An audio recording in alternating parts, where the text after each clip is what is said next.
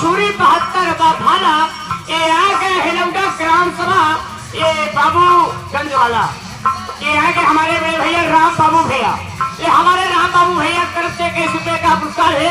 ये तेरे कमर की लचकाहट पर ये तेरे पहनाव पर ये तेरे नाच नखड़ा पर मैं भैया से प्राप्त करता हूँ कैसे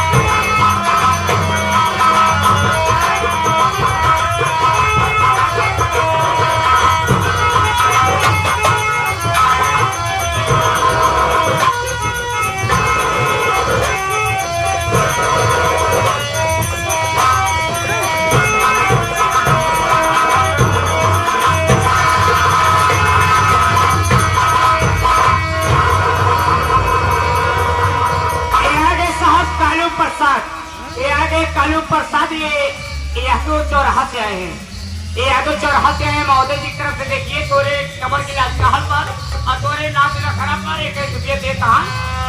मैं काका से नमस्ते प्रणाम करता हूँ। और ये आगे हमारे अंकुश भैया ये आगे हमारे अंकुश भैया ग्राम सभा मोहम्मदाबाद से आए हैं महोदय जी ये जो ये फतेहपुर के साइड में है। अच्छा 11 रुपये का पुरस्कार है। नमस्ते प्रणाम है। देखिए डांस हो गया गाना आइए छोटी सी गजल। हाँ उसके बाद फरमाइशी की क्या करूँगा वादा करूँगी ठीक है। कहना क्या है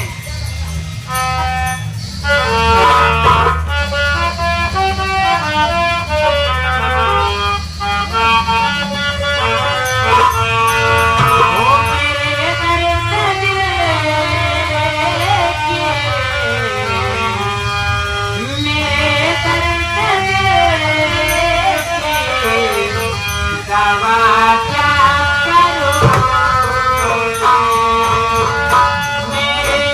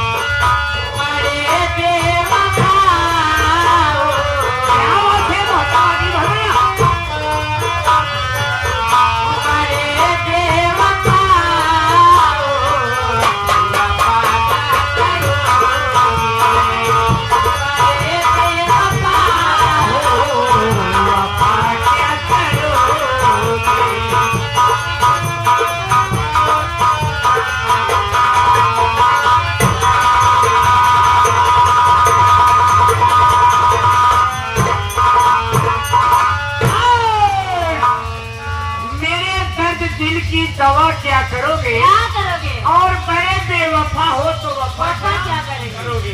तो यही गजल सुनते हुए आगे छाया हुआ नाम, तो हल्का मचाने वाला नाम, ये आगे हमारे बड़े भैया अशोक भैया, ये अशोक भैया आ गए हैं। ये ग्राम सभा रसूलपुर से आए हैं। अच्छा, ये बग्घी वाले, बग्घी और रिंगा, बाकी घोड़ी वाले। हाँ बग्घी और रिंगा, अरे बहुत बढ़िया बग्घी है। और सुन, तोरे पास पैसा ना रहा, लगन थमावे का थमा दे, आगे क्या थमा दे? पीछे, आगे पीछे पैसा दे। हाँ? मेरे दर के दवा क्या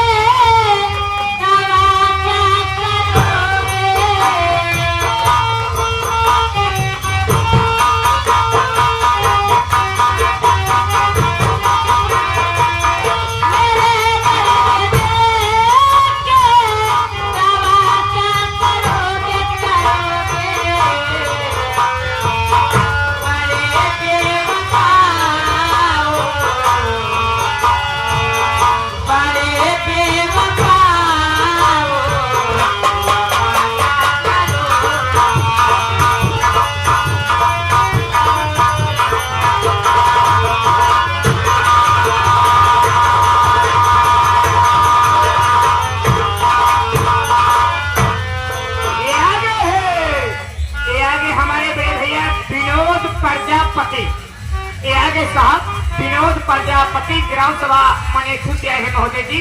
तो ये प्रतापपुर वाली के डांस पर, इसके गजल पर खुश होकर के 11 रुपये दे रहे हैं भैया। मैं उससे प्राप्त करता हूँ भाई। कहना क्या है? क्या कहना है?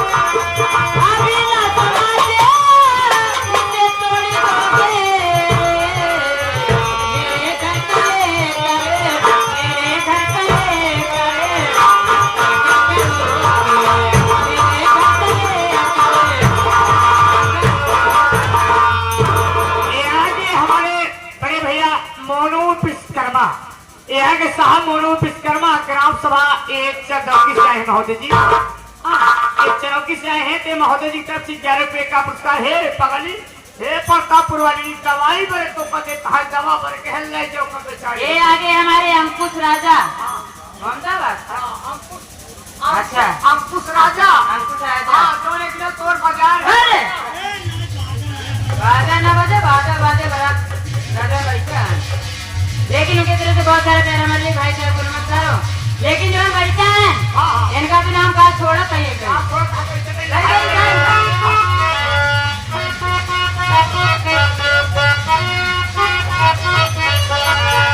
अरे एक दिन खातिर पंचाता सोनार